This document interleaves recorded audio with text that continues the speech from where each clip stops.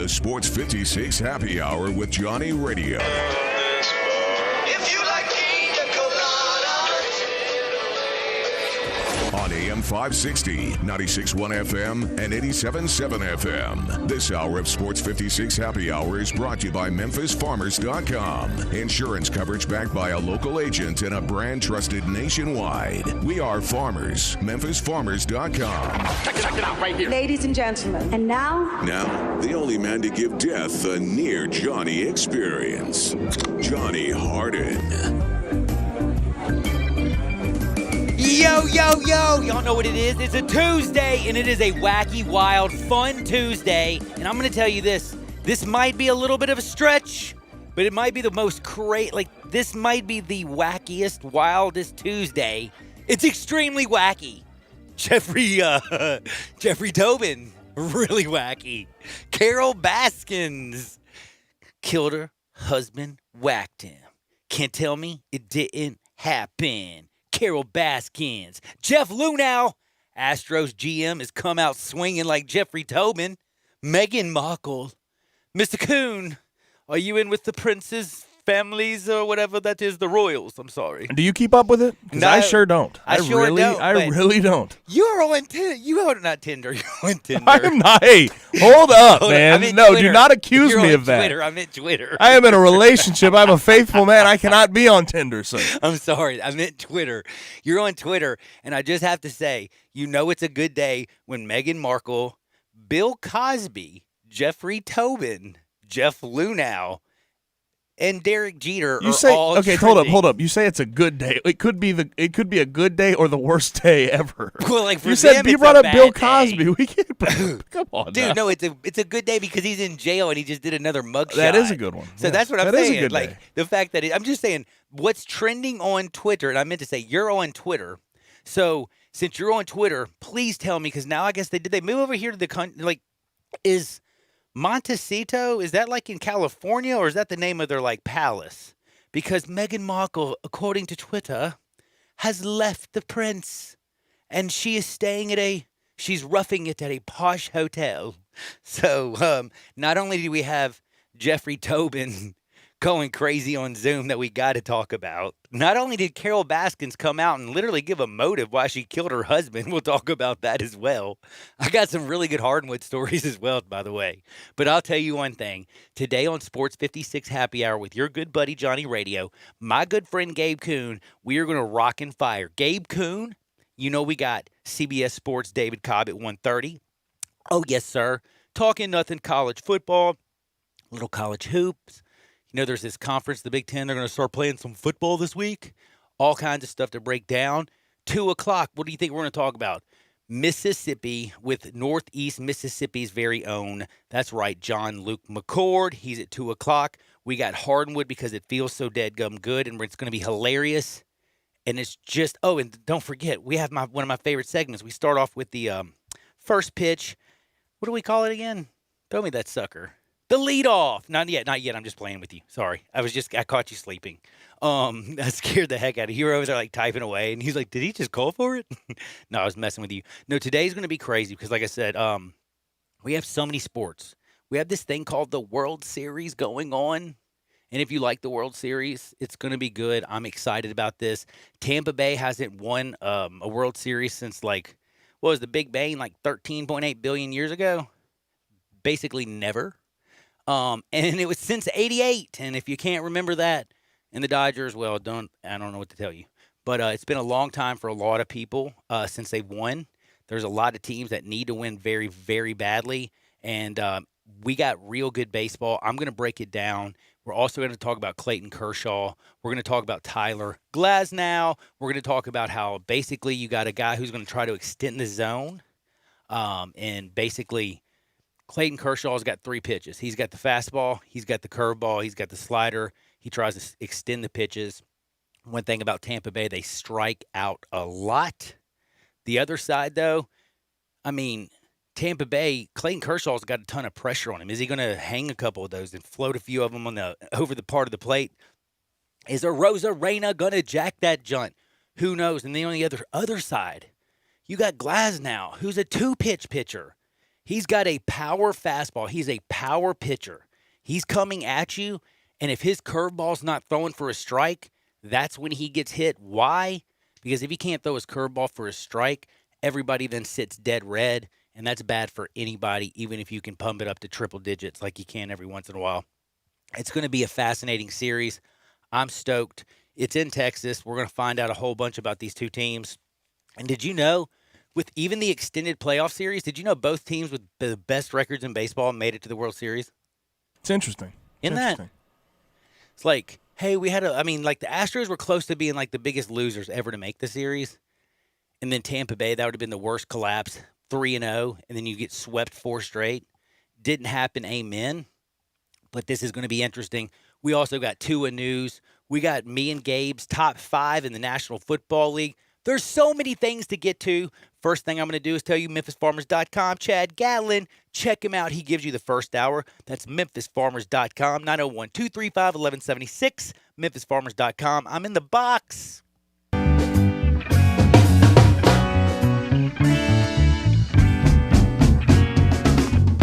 How about it last night? 2 Monday Night Football games again. I'm cool with it. The 4 o'clock start was interesting. Didn't get to it on time, but I got to see the end of it. I was got to see mad. the finish. Why? I don't know. You know why I'm mad? Because I'm greedy, Oh, okay. and I can't be greedy. And by the way, I talked about the overs yesterday.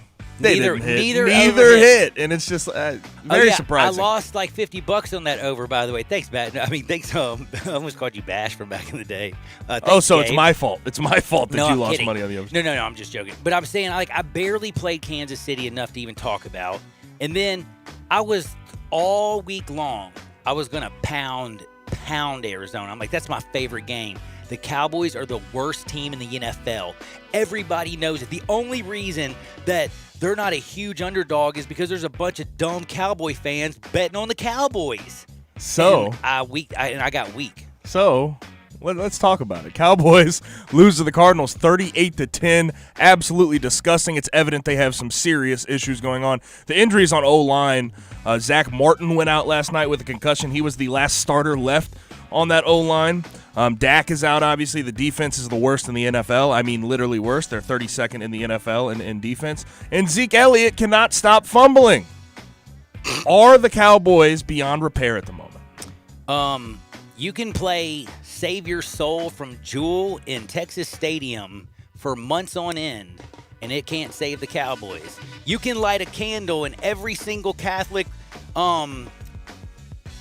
what do they call those dead gum things? Cathedrals or whatever, man. You can light a candle in every one of those suckers. You can go up on the mountain in Tibet and start rolling those dead gum wheels like a crazy person.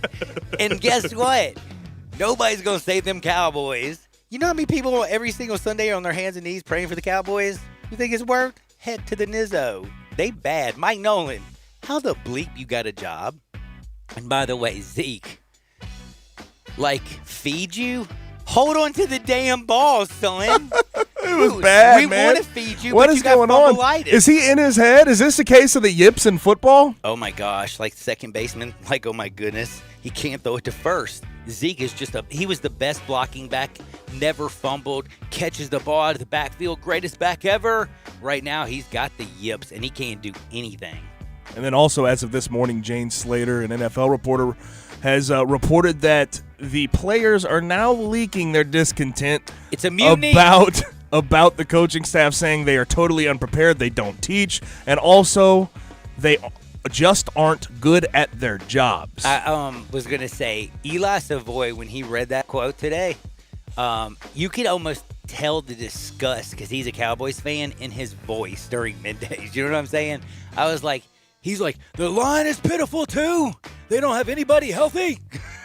I feel bad. I really do feel bad for Andy Dalton in That's a what I certain was getting sense, ready because to it's like say. he is dealing with just a decimated O-line right now, and they were not helping him much. Although he did not play well, he didn't help his cause either last night. In all honesty, though, how right was I? Was that not just an embarrassing, the Cowboys are like what I've been trying to tell you. They are the most embarrassing pro football team that I've seen since the Tampa Bay Bucks way back in the 90s and, before they got good and changed uniforms. Back when Doug Williams was playing quarterback and Trent Dilfer. Well, I'd say the most embarrassing division in football is the NFC East. They're now 5-18-1 on the season. Yes, that's right. 5 wins, 18 losses, 1 tie on the season. Cowboys are still in first. I was getting ready to say, by the way, and 2 and beat 4. Me to it. I said, but with all of that being said, the Cowboys unbelievably are still in first place with 2 and 4. The deadgum team with the second place record. Listen to this: 1-4-1. The Eagles, 1-4-1 is good for second, and then third, you got 2 teams duking it out for the right to get out the cellar. The Giants and the Skins, both 1-5. They're not the Skins. They're the football team. Dadgummit, I can't ever do that. The football team, man. It's just hard to go Eagles, Giants, Cowboys, football. It's hard. Well, that's what they are now. Although they're pretty bad. But football. That division is one of the worst I think I've ever seen. Especially I do like through the fact 6 that weeks of the they season. cover though. I love that last week, that miracle comeback and cover. Thank you for going for 2 and not make me sweat in overtime. By the way, thank you Washington and Riverboat Ron. Now moving on to the other side, the AFC East. Brian Flores is now with the Dolphins named Tua Tagovailoa the starter in Miami. Ryan Fitzpatrick is done pretty well honestly this year. They're 3-3. They're second in the AFC East behind the Bills. They have a bye week this week, so the first start that Tua will make will be against the Rams on the 1st of November. Is Flores, though, making the right decision going with the rookie this early?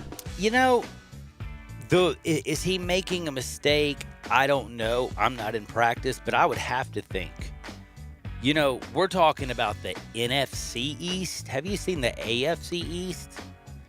You know that they're actually in this junt. Like, they are fighting with New England. They're right behind Buffalo. They're definitely better than the Jets. We saw that this weekend. You're going into a bye situation. I honestly, truly believed, unequivocally, they were Patrick Mahomesing it. Do you know what I mean by that? He's going to sit a year like Patrick did behind Alex Smith. He's going to completely learn. And what I also thought people learned from the Andy Reid situation is, let me build up the team and then bring in the kids so he has good pieces around him. And they are trying to, it seems like, learn how to win with Ryan Fitzpatrick and be a decent team. They're at 500 people. They are 3-3. You're going into a bye. You come out of the bye, though, November 1st against the Rams and an angry Aaron Donald. I don't know if that's where I start him. He had this injury on November 16th, 2019. His start will be on November 1st. That's just inside of a year. The doctors say he's ready. The coach thinks he's ready. Only way we're going to be able to see it is if we're in practice, which we're not. I do trust Brian Flores because he's done a really good job with his Miami Dolphins team. But if this fails, it will be egg on Brian's face like you've never seen in your life. He had nothing to lose this year. He could have just let Tua sit, Patrick Mahomes brought him out next year, and I thought it would have been a smart thing to teach a team how to not lose football games, how to win in the National Football League. Then you bring this talent and you drop him in, and he's already learned how to play the position by a great teacher in Ryan Fitzpatrick, but the team's also already knows how to win and is not dependent on you coming in and just making plays. That's where a lot of quarterbacks, I think, lose it. They come in, the team stinks, they try to make up for it. Look at Carr's brother, David. He got smoked like a joke. He was great in college. He would have been, I think, a decent pro. He just went to the Texans and got killed. So, and the question for me becomes, is this actually a decision based on what you think is best for the Miami Dolphins to win right now? Or is this based on pressure you're getting from your fan base and maybe the higher-ups in your front office? Because I'm very concerned. I'm not saying that Tua's not ready, but Ryan Fitzpatrick's winning ball games for them right now, and they look decent. They have a decent defense. I don't know why you don't just stick with him. You're coming off a 24-0 win against the Jets. It seems like you're headed in the right direction. I don't know why you go to him right this second. You want to hear the fascinating things? This is why I don't like the move, and you kind of almost touched on it, but I'm gonna spike it home for people. The Miami Dolphins in the AFC East are the only team with a plus differential. Buffalo is -12. New England's -1. The Jets are minus 110. Point differential? Point differential. What I'm trying to say is they're also number 1 in points scored in the AFC East. They're number 2 in defense in the AFC East. You are learning how to win. And guess what? Fitzmagic is playing decent, getting the balls to these young receivers. This offensive line is starting to gel. The backs are starting to play. The defense is learning how to, play underneath the system. Everything is working. And you are going to come out of the bye, and you're going to face a mean Rams team with Aaron Donald, and you're going to do it within a year of the nasty injury of Tua. I don't know. I understand you brought him in mop-up time. I thought all year that's the only time we would see Tua. I could have egg on my face.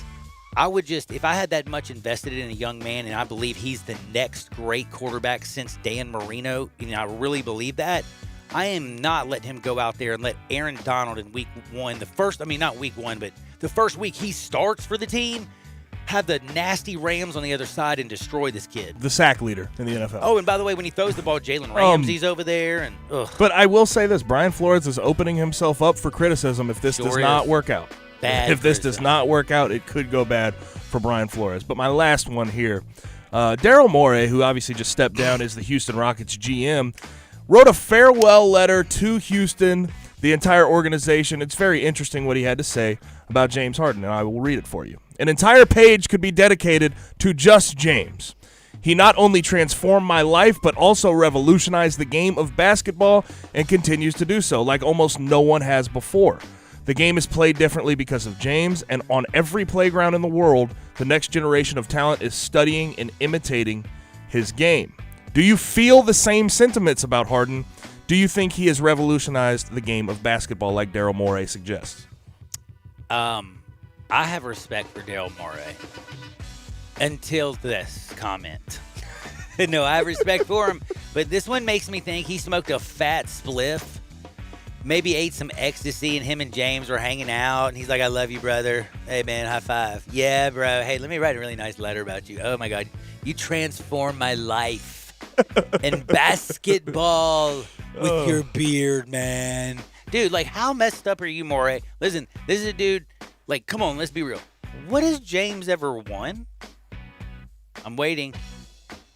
I'm serious. Has James ever won anything besides, like, an MVP or, the All-Star game? Or has he won jack? Oh, he scored over 30 points in over 30 games. You know what happens when James gets to the playoffs? No matter what team James is on, they lose. And do you know what James does usually in Game 6 or Game 7 when you really need him? He shrivels up and more looks like John Harden than James Harden. I mean, I almost could go out there and get 12 turnovers in a fourth quarter or, 0 points when it matters. I can do that because I couldn't score in the NBA. But you, sir, you're the most important person on the team. You get paid like a superstar. And transcendent is he talking about LeBron James? Did I get messed up? Are you talking about LeBron James? Are you sure he's talking about James Harden? James Harden.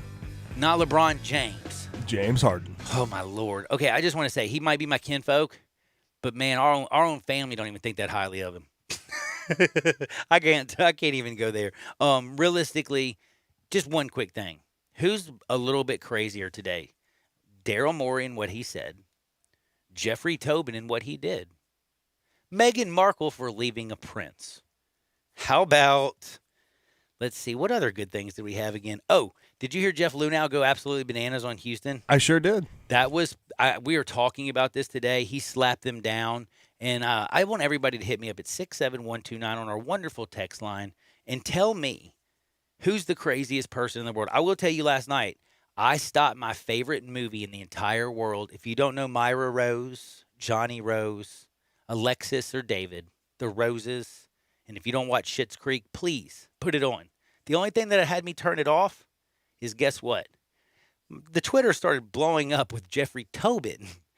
So I went to Fox, CNN, MSNBC, and watched all different sets of anchors try to tell the news without crying, laughing. And it was fun because this was about 12 o'clock last night, dude. It was getting pretty hairy, if you know what I'm saying. Like, you definitely, and just I would ask all the people out there, Jeffrey Tobin, the intellectual who acts like he's better than everybody and smarter than everybody, Does he not understand how Zoom works?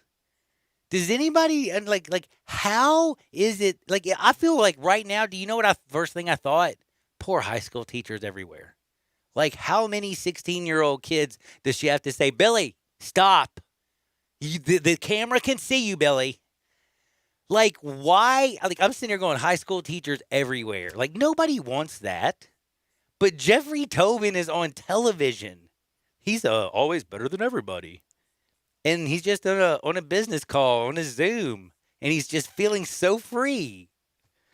Wow. Don't touch that dial. Hit me up, 67129. He needed to relax, man. Dude, talking about a stress reliever. Woo! Oh, man. Coming up next is David Cobb, CBS Sports. We're going to go to the NCAA football. We're going to talk a little college basketball, definitely SEC. And what's up with the Big Ten? David Cobb is next, thank goodness, on Sports 56, 98.5, 96.1 FM. Sports Time with Wallow and Stats. Weekdays from 3 to 6 on Sports 56, 98.5 FM and 96.1 FM. All 75 months at 2.99, Mirage LHO 10129, G4 LHF 07863, Eclipse LZO 15893, includes all rebates and incentives, PF 695, excludes tax title and license with approved credit. See dealer for complete details. Offer valid through 11/1/2020 with approved credit, dealer stock only. How about a brand new ride that gets 43 mpg highway, seats 5, plus costs less than $4 a day? We Gossett at Gossett Mitsubishi on the Pike. 2020 Mitsubishi Mirage, buy for $11,100 or $99 a month. 2020 G4, 41 mpg highway, $139 a month, or buy for $12,435. And 2020 Mitsubishi Eclipse Cross, $19,107 or $229 a month. Plus confidence today, tomorrow, and long into the future with a 10-year, 100,000-mile powertrain warranty. Mirage, $99 a month. Mirage G4, $139 a month. And Eclipse Cross, $229 a month. Get to Gossett Mitsubishi today, 1870 Covington Pike, or shop online at memphismitsubishi.com. If you want it, we Gossett and Gossett Motor Cars. Looking for some action on your favorite games? Action247.com is at your service. Action 24/7 free-to-play games are brought to you by Tennesseans for Tennesseans. Come play with us online at Action247.com. Our free-to-play games are fun and easy. Go to Action247.com and click Let's Play. And best of all, you can win cash prizes. That's right, cash prizes. Free to play online at Action247.com. You got action. Back to work at that job, the one you realized isn't for you? Well, that's if you're lucky, right? Make your move. You can start a new life as an IT pro in as little as 4 months from the comfort of your own home, even if you have zero computer experience. Take control of your future now. Go to mycomputercareer.edu and take the free career evaluation today. Live online classes meet just twice a week. It's not rocket science. It's mycomputercareer.edu. I want to invite you to come by the Spirit Shop. You know, that little log cabin on Poplar, your liquor and wine oasis. The Spirit Shop has been providing sports fans their beverage needs since way back in 1969. So come in now and get ready for the big game. Whether your favorite team wins or loses, the Spirit Shop will help you celebrate or ease that pain away. The Spirit Shop is open every day, and they're located perfectly at 4848 Poplar. That's the corner of Poplar and St. Nick. I Buy Houses, 901-406-1101. That's 901-406-1101. I Buy Houses. I Buy Houses will buy a house in any area, in any condition, and yes, it's guaranteed to close in 5 days. If you need to sell your home quickly, call 901-406-1101. If you've been through a divorce, if you lost your job, if you're tired of renters, I Buy Houses can get you your money quickly. I Buy Houses will buy your home in Shelby County, DeSoto County, Memphis, Bartlett, South Haven, Horn Lake, Olive Branch, anywhere and everywhere in between in any condition. And yes, they're open 24 hours a day, 7 days a week. I Buy Houses, 901-406-1101. That's 901-406-1101. Grab that pen, 901-406-1101. I Buy Houses. Got something you want to get off your chest? You better have a backup plan. Want to join the conversation? Someone needs to tell him he has to grow up. Join us on the First Bank phone lines at 360-8255 or the First Bank text line at 67129. Welcome back to Sports 56 Happy Hour with Johnny Radio. This hour is brought to you by MemphisFarmers.com. Insurance coverage backed by a local agent and a brand trusted nationwide. We are farmers. MemphisFarmers.com. Well, show me the way to the next whiskey bar. Oh, don't ask why. Oh, don't ask why. Show me the way to the next whiskey bar. Oh, don't ask why. Oh, don't ask why. For if we don't find the next whiskey bar, Jeffrey Tobin will be on Fox, CNN, MSNBC. They're talking about it and laughing everywhere in every circle in the world. And yes, even here on Sports 56, 98.5, 96.1. I don't know what he was doing, but I do know one thing that's going down. Tua Tagovailoa is going to start after this bye week. They say, Brian Flores says, the man is ready. Now, he sees him in practice. I don't know, but he had the injury on November 16th. He will be starting on November 1st, and he will be playing the Rams. That is pretty dead-gum scary. And also it opens Brian Flores up for the first time for criticism. But it also, if, Tua goes on and takes off like a madman, it opens himself up for a lot of praise. Speaking of praise, I always give this gentleman a lot of praise. He's David Cobb of CBS Sports. Read all of his work at cbssports.com. David, how are you today, sir? What's going on, Johnny? I'm doing okay. Okay, we got some serious stuff to get to before we get to sports. Do you have Netflix? Yeah, what's that? Yeah. Do you know Johnny, Myra, Alexis, and David Rose? No. You don't know who Roland is? No. Do you have Netflix? Yeah. Okay, listen. Go start watching Schitt's Creek tonight. I started watching it last week on Friday. I'm on the middle of season 3, and I don't watch but Johnny, television. we talked about this last week, man. The Bachelorette is on. Dude, I'm telling you, The Bachelorette. You won't even care about The Bachelorette. You got it. My girlfriend actually likes this movie. She doesn't like anything that I watch. I'm telling you, this one will work. It'll bring you closer to your girlfriend. Okay. My wife will be upset to learn that I have a girlfriend. I meant wife. I meant your wife. That's right. I keep forgetting. I knew you were married. I'm sorry. I meant, that would be very bad. Hey, at least I didn't say I meant to say Twitter to Gabe, and I was like, yeah, Gabe, you're on Tinder. And he's like, no, I'm on Twitter. I'm like, that's right. So I guess I'm messing up everywhere. Kind of like Megan. No, Markle. I mean, you talk a lot, man. I know I do. It's bound to happen. But you know what? I didn't make a mistake like Jeffrey Tobin, right? Can't take myself very serious anymore, but I do have to talk. I can't take you anywhere.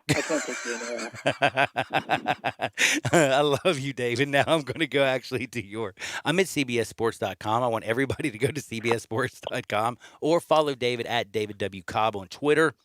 And I want to ask you first and foremost about the Big Ten. What the heck do we expect right out of the gates? And me and Gabe kind of talked about this. I laugh at Penn State because I feel like they're the only team that can kind of challenge maybe Ohio State when you really look at the teams. I know we haven't watched them. This is all paper.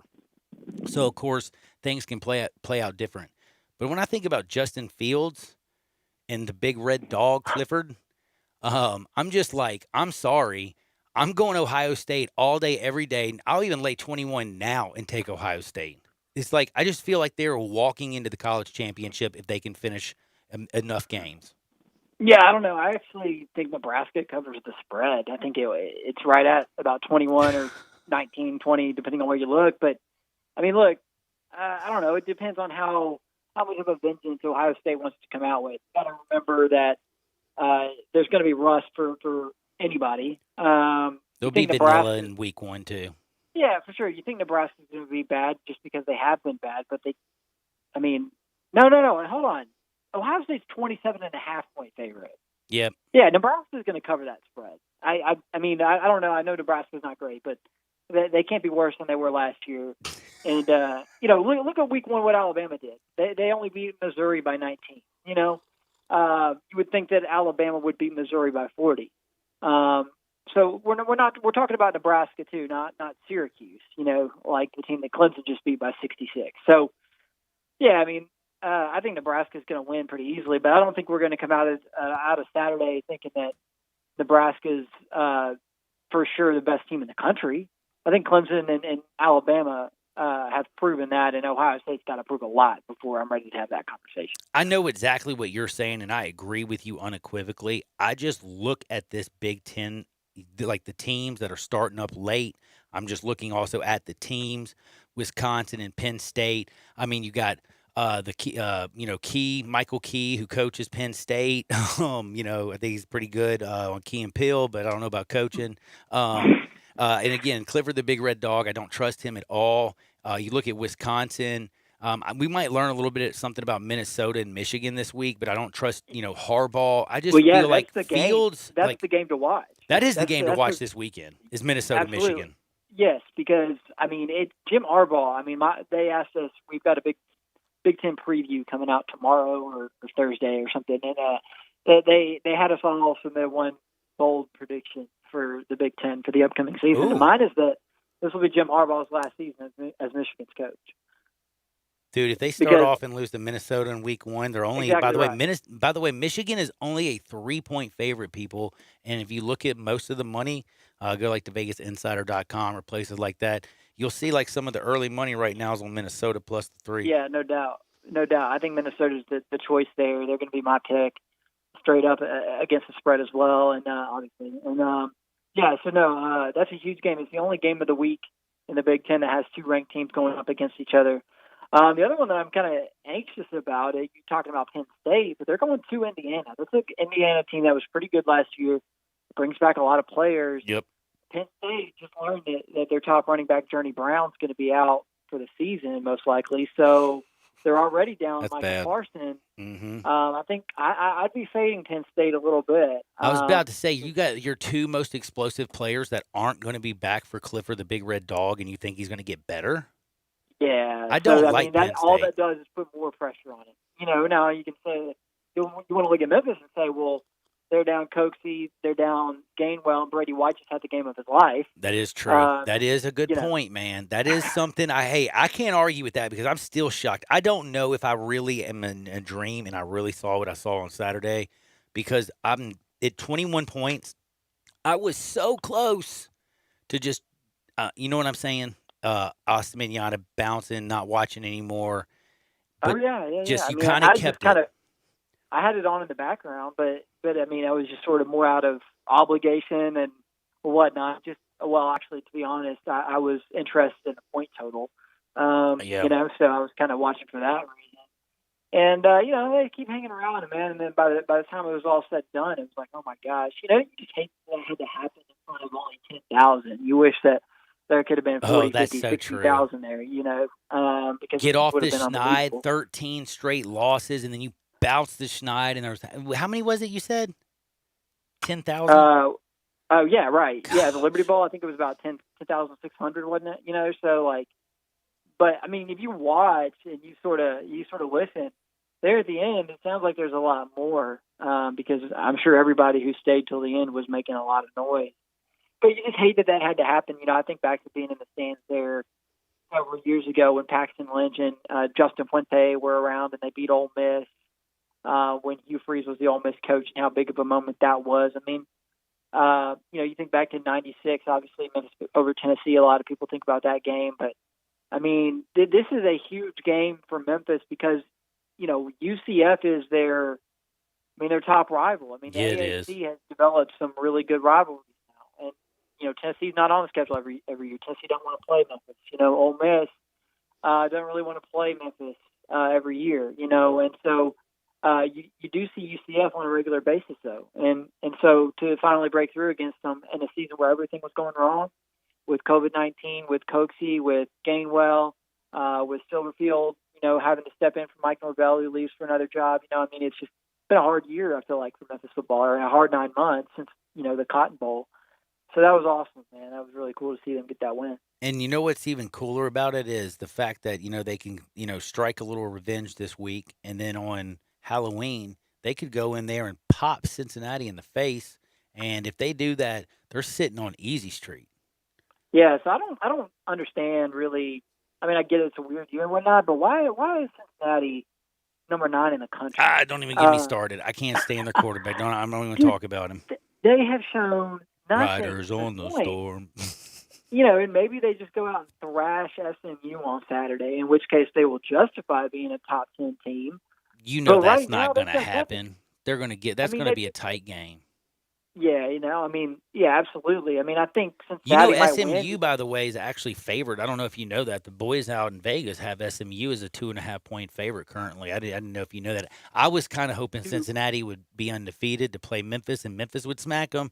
But I don't care if how Cincinnati. I think Cincinnati's going to Mike. I think they're going to freak out when they see this new Memphis defense. And then, Brady White's just playing at a level that I didn't know Brady White could play at. Me and Gabe kind of talked about this. When you got, Paxton Lynch with this huge body, huge arm, can run, make every throw. Then you got a rubber arm guy coming in there, and Riley, who's just, can just, jet the ball anywhere he wants. He's got a hose. And then Brady comes in there. And he's not just a game manager. He's a game manager, yes, but he does have flares where he shows a little athleticism. He has a good arm. He's not going to, wow you with it, but he throws a good football. He's putting it in places that only his receivers can, get the ball. He's playing at a very high level, and he should because he's almost, 25, 26 years old, going to be a PhD when he gets out of here. No joke. Yeah, so the deal with Cincinnati, though, is I think that regardless of whether or not Cincinnati is undefeated, going into the Memphis game, they are going to be extremely motivated. Okay, so do you know the only team, John, that Cincinnati lost to last season that was not named to Memphis was Ohio State. Oh, wow. I didn't even realize that. And they lost to Memphis twice. And I was talking about some little payback to Temple right now. Exactly. Cincinnati owes us one, don't they? In back-to-back weeks, if I recall correctly. So, that'll be a huge game. It's a good timing, I think, for Memphis, too, to get Cincinnati coming off of that SMU game. That'll be their biggest test. And they got, obviously, Memphis has to take care of Temple this week. But, assuming that happens, they should be in relatively good shape, for that Cincinnati game. So, I just love the fact that Memphis got that done. If for nothing else, it sort of keeps this season relevant. You were sort of at risk of, I don't want to say losing interest, but in a season where you can only have a select number of fans, in a season when you've lost your top 2 offensive playmakers, when you've lost almost a month to COVID-19, you do risk losing interest if you're sitting there at 1-2 after the season you had last season. And so by beating UCF, I just think that it keeps this team in the conversation here locally. And it keeps everybody from just pining for basketball season. And now all of a sudden, you've got a real shot maybe to repeat as AAC champion, do something special in a year where some people were kind of counting you out. It's good stuff for Memphis football. I was really pleased with what they did against UCF, especially, John, because they hit that over for me. Man, I loved that, baby. I loved that. Now, you know what else, though? I got to ask you, because this is something that does hit a little bit, close to home, back in your old days of work. Is there, because Jeremy Pruitt, Will Muschamp, Dan Mullen. How did I know? Dan Mullen, Kirby Smart, all these guys were going to go to the East and make the East relevant again. And again, the East it doesn't look relevant. The last time we watched Florida, they were getting smoked by A&M. Last time we watched Georgia, second half, Alabama waylays the bleep out of them. And I'm looking over at Tennessee. They've been KO'd, and then Kentucky KOs them this week. It's like, if you're watching the East, you're like, oh, my God, I'm going to be sick. And don't even talk about Vanderbilt, because that does make me not feel good. Right. Dude, the whole SEC is just chaos right now. Sam Pittman's the coach of the year. Yeah, no doubt. Like, what the heck? So I do think that the East will stay relevant, but not in a top-to-bottom sort of way. It'll stay relevant because Florida and Georgia are on a collision course and will likely decide, who wins the division when they play. I guess it's scheduled for November 7th as of now. It's always a big game, but that one will be huge because, depending on what either of those teams do with the rest of their schedules, the winner of that game could still have a very real shot at making the college football playoff. Now, that would require beating Alabama, Yeah. presumably in the SEC championship game. But I think Georgia could. I mean, I think I came away, I don't want to say impressed because they lost by 17, but I came away Saturday night after Alabama beat Georgia thinking that, okay, that was a great performance from Alabama in the second half. But Georgia is in their league. Georgia is in their neighborhood. Georgia is Stetson team. Bennett going to be able to go toe-to-toe for 4 quarters against a Mac Jones? Because No. Mac Jones, that's the thing. Mac Jones against Kirby Smart's one thing. Stetson Bennett versus Nick Saban defense is another. That's where I feel like that's their Achilles heel. Yes, that front seven. Yes, that defense, that's stable of backs they got. You got Najee Harris on the other side. The only thing is, I mean, the best wide receiving unit I've seen in a long time is right now down in Alabama as well. Oh, it's insane. It's insane. Yeah. But that's the other thing is Stetson Bennett doesn't have them to throw the ball to as well. But I'm just saying that's where I'm like, I don't know if Georgia realistically. If he had Waddle, if Jamie Newman didn't leave, I think Georgia could actually pull it out. But I wonder about that because I wonder if Jamie Newman started to worry about if he was even going to win the job. Because why else would you leave? I mean, that just doesn't make any sense. So, anyway. It's a really good thought, actually. I have not thought about that one. That's a pretty good point. But you make a good point, though, about Bennett and about Georgia's quarterback situation as a whole. I think at some point, I'm not saying you just bench Bennett and you just put him away and whatever, and he just can't do anything for you. I think he's done a fine job. I think he's good enough to, be the quarterback for a Georgia team that, goes 8-2 or whatever, however many games they end up playing. But if Georgia wants to make the college football playoff, they need to at least try JT Daniels and see if he can provide them with a little something extra. And I don't think that's anything that Kirby Smart is just too afraid to do. I think a lot of it is the fact that JT Daniels is still just a year removed from a pretty serious knee injury. And I think when he transferred in, that a lot of people thought he was going to have another year off to learn the system and to get that knee fully right. Well, all of a sudden he's cleared for immediate eligibility, but it's like, whoa. Like, is that knee really ready, for what the SEC has in store for him? I think that's the bigger issue at Georgia right now. And I think that if JT Daniels reaches a point where he's confident enough in that knee and where they're confident enough in him, they could trot him out there, see what he can do, and that might be the impetus that puts Georgia, back into the college football playoff conversation, because every other facet of that team is good enough. And Bennett, if he plays the game of his life against Alabama, could beat Alabama, but obviously that's a tall order. And so, Bennett's good enough to beat most of the rest of the teams on that schedule. But when it comes down to crunch time, I just wonder if they're going to need JT Daniels to be the guy that puts him over the edge. Man, I'm right there with you. One other thing I did want to touch on: how hot is Tom Herman's seat getting in Texas? Well, it's Texas, so yeah. I mean, it's pretty hot. I don't know. I guess is this Baylor game? I mean, if they go TCU, Oklahoma, Baylor, back-to-back 3 straight losses, is Tom Herman going to be out? Possibly even before your boy.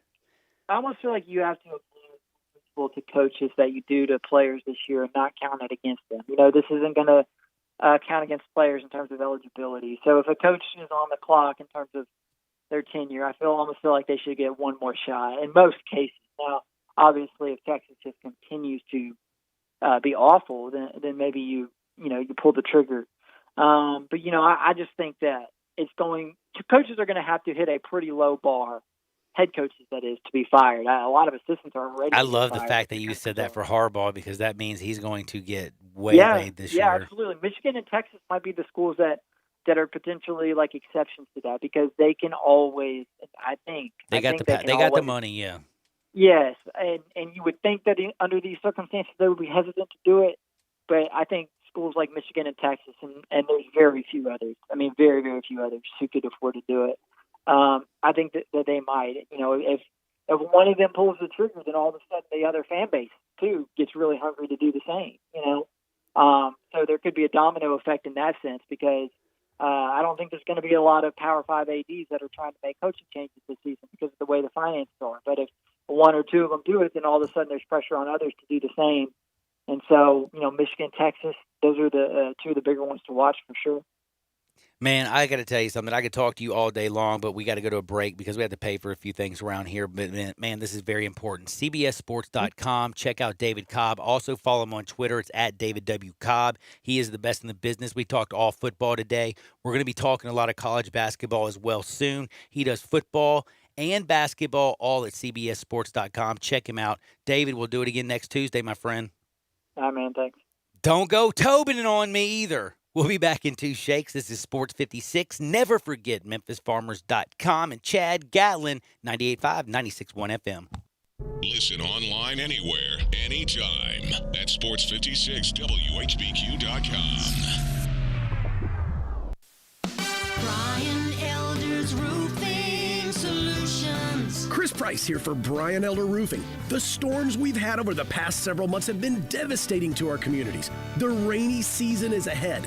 You may have not even noticed the dripping in your attic, water stains throughout your home, or even worse, mold and mildew. Please call Brian Elder Roofing and we will send out our project managers to assess any damage. We will not try to sell you a roof if all you need is a repair. We will measure your roof from outer space. 0% for 60 months, even no payments till 2022 are available with approved credit. If you've noticed missing shingles, water stains, leaks in your roof, call us before you call your insurance company at 867-0303. That's 867-0303, and we will provide a free, thorough inspection of your roof's condition. Call 867-0303. Brian Elder's Roofing Solutions. Good news. Southland Casino is now back open. That's right. The most spacious casino floor in the Mid-South is ready to welcome you back to the action with live blackjack, roulette, craps, and all your favorite slots. The action kicks off every day at 9 a.m. and rolls all the way till 5 o'clock the next morning. So what are you waiting for? Go ahead and make the short drive to Southland. We're ready for you. Must be 21 plus. Play responsibly. For help quitting, call 800-522-4700. Jeep Adventure Days and Ram Power Days are rocking at Gossett Chrysler Jeep Dodge Ram Fiat on Covington Pike. And guess who's got #1 ranked brand in initial quality and driver appeal among mass market brands? We Gossett! 2020 Jeep Cherokee Latitude IIHS top safety pick. $21,560 or $275 a month. Or get muscle with 2020 Dodge Challenger XST with best in-class cargo volume. $24,348 or $314 a month. Plus get Ram tough in a 2020 Ram 1500 Classic Crew Cab 4x2. We Gossett at $388 a month. Drive past the rest. Come to the best. Gossett Chrysler Jeep Dodge Ram Fiat 1901 Covington Pike. Online, GossettMotorCars.net. If you want it, we Gossett at Gossett Motor Cars. Ranked by J.D. Powers IQS and Appeal Studies, all 75 months at 4.11 APR, 3,500 down, must finance through Chrysler Cherokee, LD 643160, MSRP 28,190, Challenger LHS 214,740, MSRP 31,180, Ram LG 29329, MSRP 37,855, includes all rebates and incentives, PF 695, excludes tax, title, and license. See dealer for complete details. Offer valid through 11/1/2020 with approved credit dealer stock only. Now that the storm has passed, Lowe's is ready to move home forward. Our pro team is here for your pro team every step of the way. We have the essentials to repair and rebuild, to get homes and neighborhoods back up and running. It's what we do, what we've always done, what we'll continue to do. We also offer job site delivery to save you valuable time. Find what you need in-store or 24/7 at lowesforpros.com. Lowe's, because now more than ever before, home unites us. Hey, we understand. With everything that's happening, with all the new regulations, maybe you're not ready to come and hang out at Sweetgrass to catch a ball game. We want you to, we really do. And we're open for you to do just that. But we're also offering the next best thing, the new Sweetgrass Tailgate Party Packs. Whether it's wings, house-made dips, sliders, or other Sweetgrass tasty treats, all you have to do is call us or go to sweetgrassmemphis.com to order just what you're dreaming of when you're dreaming of watching sports and enjoying some sweet, sweet Sweetgrass. Hey Tiger fans, this is John Stacy of the Wolf Chase Honda Blue and Gray Show. You can hear Drew Barrett and I talk Tigers with Tigers every Sunday at 5 right here on Sports 56, 98.5 and 96.1. You never know which Tigers great we'll have in the studio with us either. We'll get them to call in too. We are your go-to show for Memphis Tigers football. We are the show to talk Tigers with Tigers. That's the Wolf Chase Honda Blue and Gray Show right here on Sports 56, 98.5 and 96.1. Welcome back to Sports 56 Happy Hour with Johnny Radio. Kick it over here. This hour is brought to you by MemphisFarmers.com. Insurance coverage backed by a local agent and a brand trusted nationwide. We are farmers. MemphisFarmers.com. Thick and thin, I'm your pusher man. I'm your pusher man.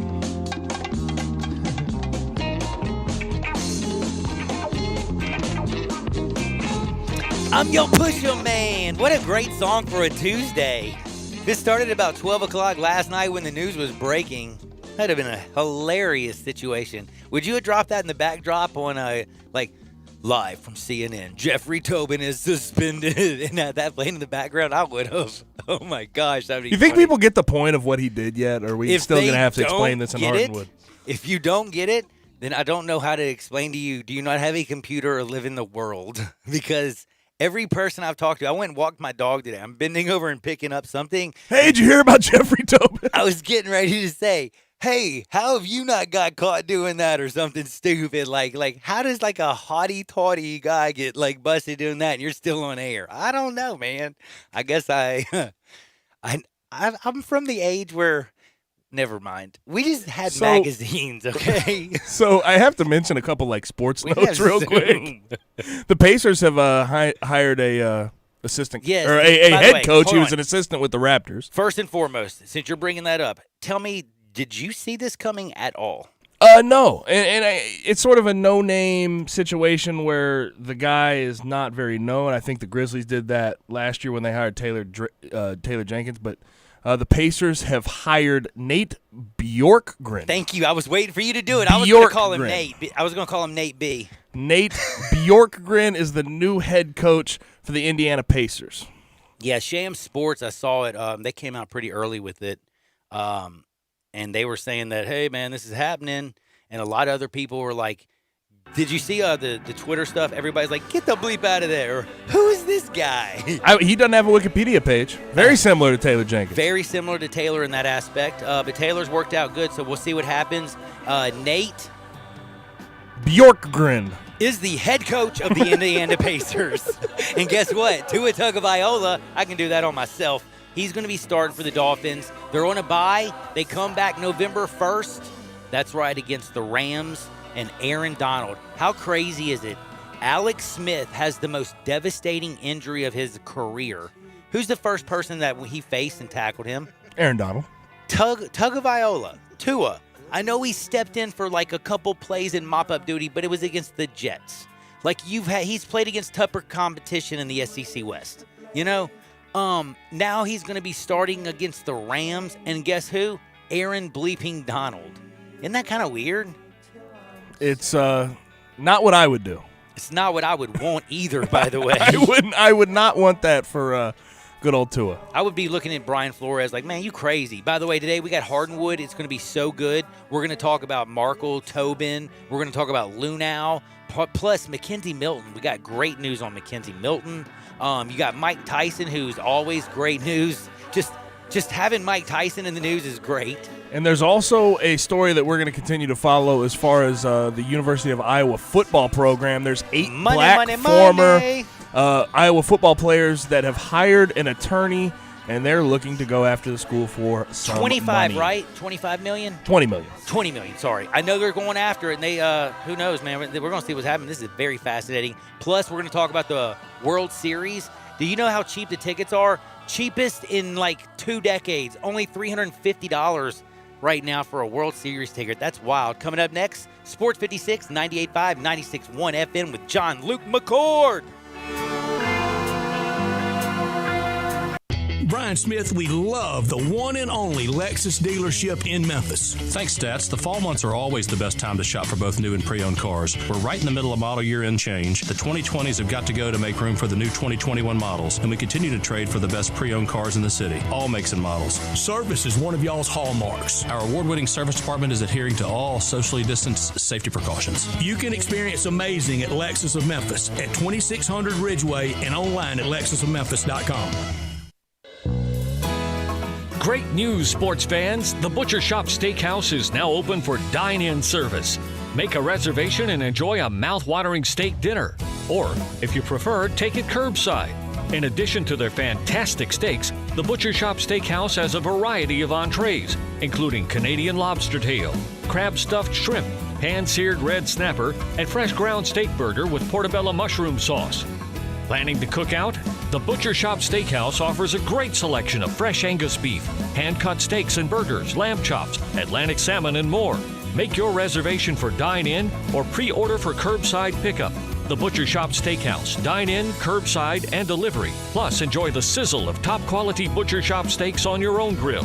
Call us at 757-4244 and visit our website, thebutchershop.com, for menus and more.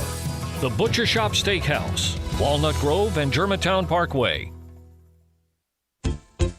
If you're going on vacation, making a college campus visit, or if business takes you out of town, there's just no better place to board your dog than Barks and Recreation, 965 Reddick Cove between Bud Davis Cadillac and the Blue Plate Cafe in East Memphis. Boarding, daycare, grooming, we have the best of everything at Barks. Indoor-outdoor kennels so your family member can go in and out as they please. Indoor and outdoor play areas. 4 walks a day. Group play and individual attention from the best staff in the Mid-South, which includes an overnight staff to ensure the safety and comfort of your pet 24 hours a day. All reasons to choose Barks and Recreation above all other boarding and daycare facilities. BarksDaycare.com or 509-0909. Check us out and make your reservations now at BarksDaycare.com. If your dog could speak, he'd say Barks. Looking for some action on your favorite games? Action247.com is at your service. Action 24/7 free-to-play games are brought to you by Tennesseans for Tennesseans. Come play with us online at Action247.com. Our free-to-play games are fun and easy. Go to Action247.com and click Let's Play. And best of all, you can win cash prizes. That's right, cash prizes. Free to play online at Action247.com. You got action. In today's world, a lot is going on, but one thing is always true. You need to take care of yourself. The skin clinics can help. Age, diet, genetics, and current events can conspire to make you look and feel much older than you are. It doesn't have to be that way. Call the skin clinics and let their expertly trained nurses, estheticians, and staff choose the treatment that best suits you and your pocket. There's so much you can do. Consider skin resurfacing and rejuvenation, lash extensions and specialty brows, injectables, medical-grade chemical peels, laser hair reduction, waxing, facials, makeup applications, and even services just for men. The Skin Clinics has it all in a caring, safe environment, always observing current social distancing guidelines. Go to theskinclinic.com to find out more and call today for your appointment at 901-345-SKIN. That's 901-345-SKIN. Taking care of yourself is good for you and your loved ones. Come to the Skin Clinics, 1300 Wolf Park Drive in Germantown. 36-month leases, $31.49 due at signing, 0 security deposit, excludes ACQ fee, $10,000 per year, 20 cents excess mileage, $6.50 acquisition fee, Forte ME $275,992, MSRP $20,510, Soul L706 $3372, MSRP $21,885, K5 MG 003,199, MSRP $25,725, K900 MSRP $65,610, L60 $26,907, L60 $21,220, includes all rebates and incentives, PF $695, excludes tax title and license with approved credit. See dealer for complete details. Offer valid through 11/1/2020, dealer stock only. Warranty is a limited powertrain warranty. See Kia.com or retailer for details. Where can you find best mass market branded initial quality 5 years running for Kia with J.D. Powers? We Gossett and Gossett Kia on Mount Moriah. Take your pick, 2021 Kia Forte or 2020 Kia Soul. $149 a month lease, 36 months. 2021 Kia K5 beats Toyota Camry with more passenger cargo headroom and legroom volume, plus a 10-year, 100,000-mile powertrain limited warranty. $189 a month lease for 36 months, all just $31.49 due at signing. Plus 2020 K900, $10,000 off MSRP. So come get happy at Gossett Kia, 2680 Mount Moriah or KiaMountMoriah.com. If you want it, we Gossett and Gossett Motor Cars. We are Sports 56 WHBQ Memphis, W253DF Memphis, WPGFLP Memphis, and WIVG Tunica Memphis, Flynn Broadcasting Stations. Now back to Johnny Radio's Happy Hour. Here we go.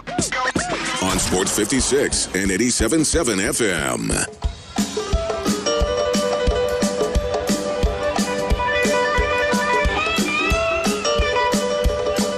Yo. Welcome back to Sports 56 Happy Hour. Your good buddy Johnny Radio is here. Hour number 2 is going to be absolutely out of control. We got Carol Baskin's news. We got Jeffrey Tobin news. I got the text of the year. I'm bringing on John Luke McCord to talk Mississippi football. There's this thing called, the World Series that's happening. There's so many great things that are going on. And by the way, if you happen to be in Texas and you're looking for to go to a World Series, you can't find a cheaper ticket right now. It'd be awesome. They're not letting a huge amount of people go, but for some reason, the best seats are $500. Normal seats are only $350. For a World Series, that's very cheap. I know it's still kind of expensive, but for a World Series, very, very cheap. But we are going to talk about Mississippi football. So I guess I don't want to say that, but yeah, after last weekend, a lot of people are right now feeling cheated. But I will tell you this. Gabe Kuhn, I'm going to ask you, is this the text of the year? John, thanks for letting us know Jeffrey Tobin is a perv. I want to clarify something. Would you call this a PSA or just a tip? Is that the text of the year? At least of the month. At least of the month. That is the best one I've ever read. Thank you, kind person, whoever you are. But it is time to get serious and talk a little sports because we got John Luke McCord with us, Northeast Mississippi Daily Journal. John Luke, how is life treating you? Man, I am trying to recover from that text right now, actually. But all is well here in Northeast Mississippi. But, that was a doozy. That was a doozy. I'm waiting for the Carol Baskin ones to come in. I can't wait. Somebody I know is going to try to top it. Hit me up at 67129. Give me your best Carol Baskins. Now, we got to talk realistically. Speaking about killing her husband and whacking him, what the heck? How does a quarterback guru, how does an offensive coordinator, how does two guys in the same state that are supposed to be offensive geniuses have their quarterback play go to completely to last week? I mean, I don't even know what to say. How do you let Matt throw 6 interceptions? How do you let that even happen? And then I don't even know what's happened to Mississippi State. I mean, I know LSU is bad, so you have to weigh that in.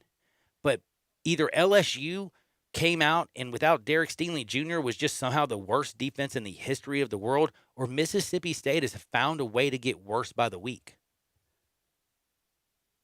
So tell me what's going on in Mississippi. Is it the water? Is it COVID-19? What's up? Honestly, it could be a little bit COVID-19. I know Ole Miss has had, obviously they went about 3 weeks in the later part of the fall camp and into the early part of the season without having any cases. And they've had some pop up in recent weeks. But no, I think for Ole Miss, look, I think even many, diehard Ole Miss fans knew, hey, at some point we're not going to play lights on fire. We're not going to be able to go out and score almost every single offensive possession. We're going to have to see how a bad day looks. And unfortunately for Ole Miss, it was more than just a bad day. Arkansas had a pretty good day. They've got a great defensive coordinator. Look, we've talked about it. I mean, Arkansas kind of got that defense right now where they're going to be in every game, it would seem. I mean, that defense is going to keep them around, even with Felipe Franks and sort of a bit of an underachieving offense. They're going to stay around. So, and Ole Miss the other day, I think that's one of the first times we've seen Matt Corral truly zoned up. One thing that I think Arkansas did that I don't know that everybody's going to be able to do, but they got pressure consistently and slowed the run game for Ole Miss with just 3 down linemen most of the time. They were dropping 8 in coverage a lot. Matt was having a lot of trouble throwing it, again, into zone coverage. And one thing I would think the reason he ends up throwing 6 picks is because Kiffin and Corral talked about wanting to get the run game established early against that defense. They knew they'd see a lot of zone, but they never could get that going. And so obviously they fell behind, had to keep throwing the football. And again, it's no question that Lane Kiffin believes Matt Corral gives him the best and possibly only chance to win at the quarterback position from the guys on his roster. So that's why you didn't see the switch to John Rice Plumlee.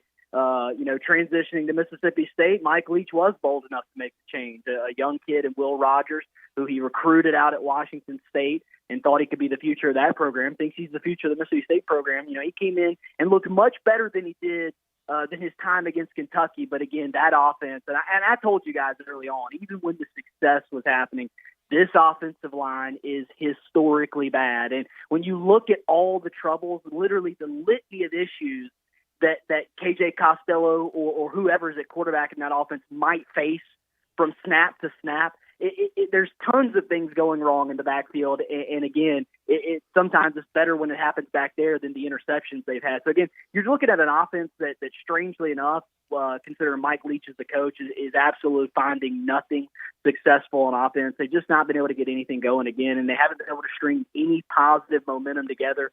It was nice again to see Will Rogers engineer a touchdown drive. He's a freshman quarterback, so it gives you a little bit more hope than a 60-year senior throwing interceptions out there. But again, Mike Leach certainly has his work cut out for him this year with that offensive line, and if they're going to have any success with that group of five, they might have to alter things, try a little something different. But again, you can't say enough about Zach Arnett, the 3-3-5 defensive coordinator, the young guy. Not a lot of people knew him coming into the SEC. He's doing a phenomenal job. I will preface this by saying I think Mississippi State has a top 3 to 4 defensive line in the league, but that's not all that's happening right there. That scheme has been great. Aaron Brule has been fantastic in the middle of the field at linebacker, can really cover sideline to sideline. Again, Zach Arnett is calling a great ball game week in and week out and giving that program a chance to win and be in ball games. They just got to find something offensively.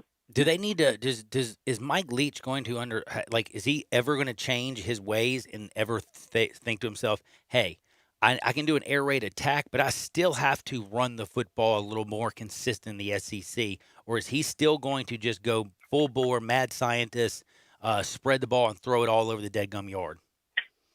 Look, I think he's shown us he's going to continue to do what he's done. I think that it's just weird with Kylan Hill there. You think he would at least go with his best player. That's the reasoning behind why I would be so definitive in saying that, is because if you've got Kylan Hill right here and you're throwing the ball to the other team already in week one, not just throwing the ball to the other team. Mike Leach talked about this after the LSU win. It was the ball security altogether. Felt like Costello was holding the ball too far away from his body. And so, again, there were plenty of reasons to give Kylan Hill the football, give him the keys to this offense. And look, even the way he looked getting touches in the passing game, but clearly, and I don't know how public some are wanting to be with this, but clearly Mike Leach had alienated Kylan Hill more than just with some of the play calling and the emphasis of the offense, because that's a guy who's probably not coming back to that team this season. And so either way, you get Garrett Schrader, who was your quarterback last season. He enters the transfer portal today. You just hope that things I didn't know that. He entered the transfer portal today?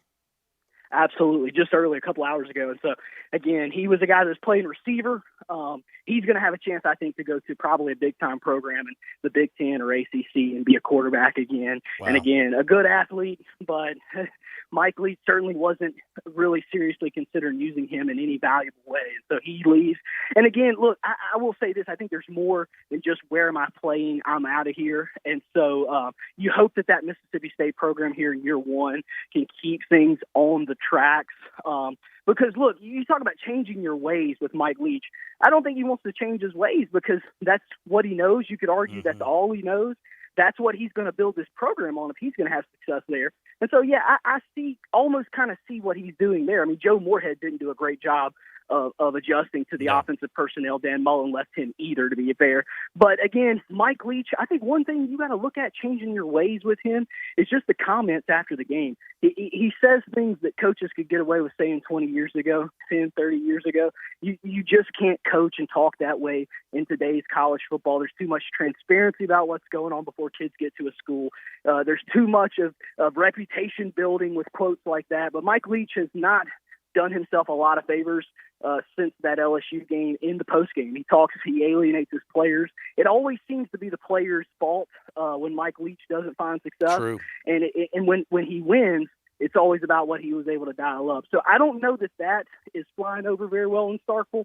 And it's the SEC. You got to have Jimmys and Joes, and if you fall behind even half a tick with your roster and personnel, you're going to be in deep trouble. This is not Oklahoma State, Kansas State, and a bunch of off weeks at times, season to season in this league. You've got to show up every week, and play. And you got to have the players to be able to go out and make it happen. So again, I'm worried for Mike Leach's recruiting. He's got a lot of his 21 commits looking elsewhere already. Players are transferring from the roster. I think there's tons of rumors about players being unhappy as well. So Mike Leach, I think, other than the offensive the strategy, I think might have to change some things off the field there to be successful. And for me, I was talking, with a couple of friends this weekend that are, my daughter lives down in, just outside of Starkville. So she was, she's her family. They got a bunch of people. She's Ole Miss and Starkville. I mean, I don't know how that works, but they're talking Mississippi State football. And one guy made a very good point. Mississippi State's defense ain't going to ever be better than it is right now under Mike Leach. He's not going to have this type of defense. He doesn't build defenses like this. And if he can't put a semblance of an offense together to go with this defense, which is bailing you out time after time after time, that's kind of scary for anybody that's considered a bulldog or loves the cowbell and loves to head down to Stark Vegas and party like a rock star, because Mississippi State, it was a one-game honeymoon. That honeymoon has crashed, burnt, and by the way, most people would have already gone to the altar and got divorced and just said that thing was annulled. This is like a train wreck, like if you married Britney Spears in Vegas on a weekend. Yeah, I mean, you heard the point that's really the hardest thing I think to look at for Mississippi State side of things and going forward right now is just that Mike Leach is in the postgame talking about we got to run some players off, we've got to cut some players, we got to process some guys, and in essence, this is going to be his most talented roster, his most talented collection of 85 that he'll have, and so it's a really tough juxtaposition when you compare that with, again, what he's saying post-game. So it's strange to me. You're right. This is the best defense he'll ever have, best defense he has had. And frankly, you look at an offensive line personnel grouping that's not far off from where he's recruited in the past, but this is the SEC, and the defensive linemen are a lot more athletic. I totally agree with you, John Luke. I couldn't agree anymore. Don't forget to read him at the Northeast Mississippi Daily Journal. And by the way, I just got to ask you, I know Ole Miss, and I know Matt Corral had a horrible game, but right now, is the Broyles Award winner Barry Odom, or is the coach of the year Sam Pittman? Because Arkansas, heck, they might have both on the deadgum team. I never saw, Arkansas lost 19 straight SEC games. They were horrible. And then all of a sudden, they look like a bunch of world beaters, and they slapped Ole Miss. The only game they should have lost was to Georgia. They had Auburn beat. That was some BS. And then since they got jobbed, they've been slapping people, physical football. And that defense, again, with Barry Odom, is one of the most physical units in the SEC, and they fly all over the field. Are you there, guys? I think he's got to be. He's got to be the Broyles Award winner at this point. I mean, I think even better for him, he may be Nick Saban's defensive coordinator next season, guys. Woo, that would be a heck of a job, taking over Alabama, having that defense with all those Jimmies and Joes. Man, that would be nasty. But how is it though what is it about Sam Pittman? How do you go in there and take Arkansas, a team that's lost so much, and change the culture? Is it him and Barry Odom collectively? Is it a winning mentality? Is it a personality? Has Felipe Franks come in there and helped elevate things? I know one thing, that defense does not look like the defense I saw under Chad Morris. And this one thing does. I think Chad Morris, his career is over after this stint with Auburn. I mean, its fit is probably the main difference between Chad Morris and Sam Pittman at this point. And I don't know that doesn't stretch beyond maybe just the roster into the fan base. I mean, Sam Pittman seems to be a guy they were ready to get behind there. And dude, he's a big old man. He looks like a football coach. You know what I'm saying? He looks like an offensive lineman. He looks like an overachieving, undersized a little bit offensive lineman. But again, I mean, I look at him and sort of the things that he's running around the sideline doing that maybe Matt Luke was doing at Ole Miss, they are too different. I mean, they're guys that are going to be there motivating. They got to be focused on the game scenario, but they're not the offensive genius. They're not the defensive genius that schemed up a great game plan. And so it's a different role. But again, the reaction to Sam Pittman and the reaction to a coach like Matt Luke, it's just so different. And so I think he certainly got his players playing hard for him. A lot of first-year coaches do. But again, you have the fit. One thing I think that they recognized very early on, too, is that, look, we've recruited well at receiver here. We've got some talented young receivers on the roster. Let's use them. They just need somebody that can get it to them. And again, Felipe Franks is not the greatest quarterback in the SEC, but they went out and got a guy with SEC starts under his belt. And I think, if anything, he certainly stabilized it. And look, Raheem Boyd is back. Traylon Smith gives him something to counteract or to balance him in the backfield, too, with the running back. So again, and it was always going to be, are they going to be good enough along the offensive line to give those guys a chance? And frankly, they have been. All of our friends in Tunica to Tupelo in Northeast Mississippi, make sure you go to djournal.com. DJournal Now is the handle on Twitter, and JL Grindin is my good friend John Luke McCord. That's at JL Grindin. Give him a follow. I could talk football with you all day, and I have to say one thing. I think the Lane train is going to continue rolling. I think Matt's going to be a good quarterback. I think he just ran into a buzzsaw in Arkansas, and things just the wheels fell off. But I think Mike is in trouble. Yeah.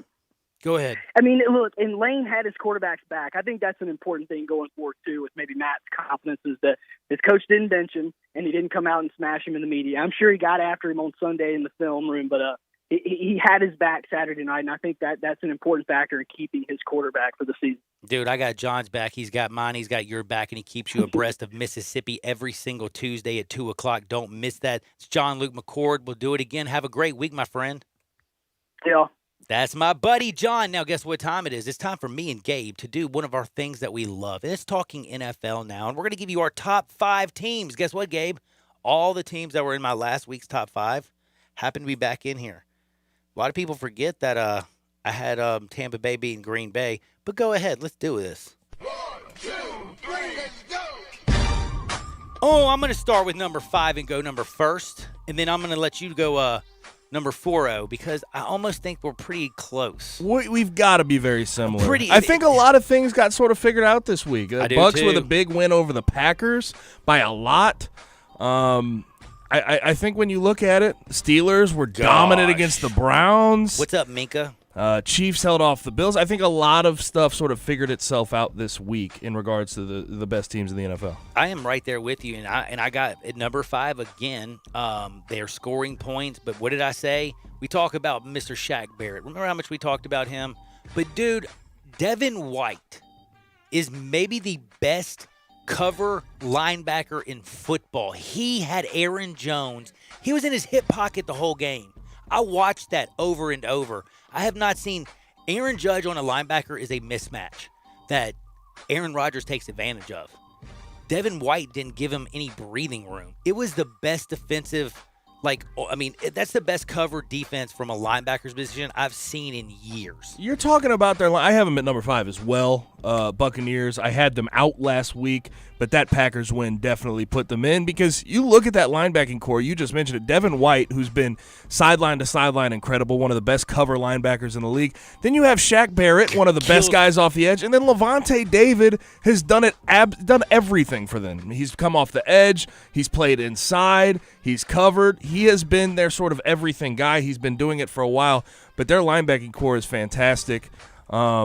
And everybody knows they got Tom Brady and Mike offensively, Evans, it looked like Gronk was kind of coming back into his own last week. True. He led them in receiving, looked okay, got some good shots completed downfield between him and Tom Brady. So I like the Bucs right now. I absolutely love them. What about 4? And number 4 for me, this was the hardest. 3 and 4 were the hardest picks.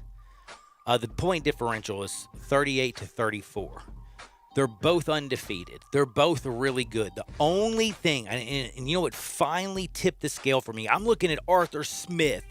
I'm looking at Pete Carroll. I'm looking at, everything. At least Darrell Bevel, don't get started. But it's Russell Wilson.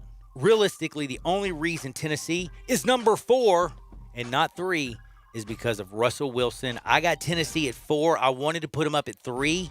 I love my man Henry. 6'4", 250, sprinter speed, straight line, stiff arming people all over the place. The only place you can tackle him is at his ankles. He's a full-grown man. They got Jonnu Smith. They got A.J. Brown. Ryan Tannehill's playing great. The defense, Malcolm Butler's doing things. But guess what?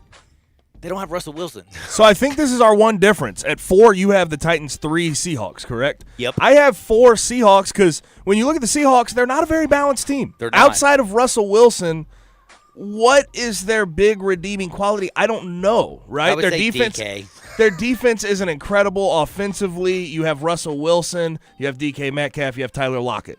Your O-line's not overly good. Chris Carson's okay. But Russell Wilson. That's why they're number 4 for me. But I put the Titans at 3 because they're more balanced. Their defense is good. But I will say this. I have questions, okay? Their throwback style,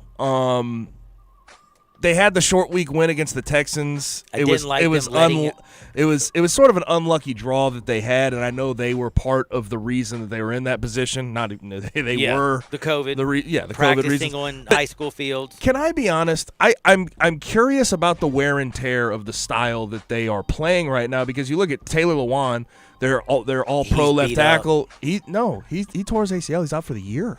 He tore his ACL this Yes, Sunday? he is out for the year. So, dude, I thought he just banged up his knee. But I'm very curious with this throwback style of run and play action if the wear and tear won't get to them.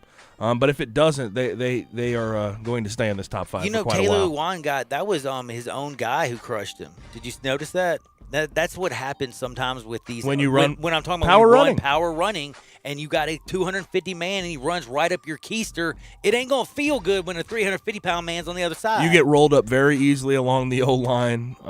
There's a lot of bodies flying around when they run that style. That's what I mean. The wear and tear of the style that they play could be a concern down the stretch. We both have Tampa 5. I've got Tennessee 4. He has Seattle 4. I have Seattle 3. He has Tennessee 3. I think you can switch them just like he said. I kind of did it because it was like, we have a new face though in the top 3, don't we? 2 and 1. But they were 6 for. They were yeah. I had them out. I had Green Bay in last week. That's right. Yes, I had one new team in, and guess what? Number 2, both of us have them.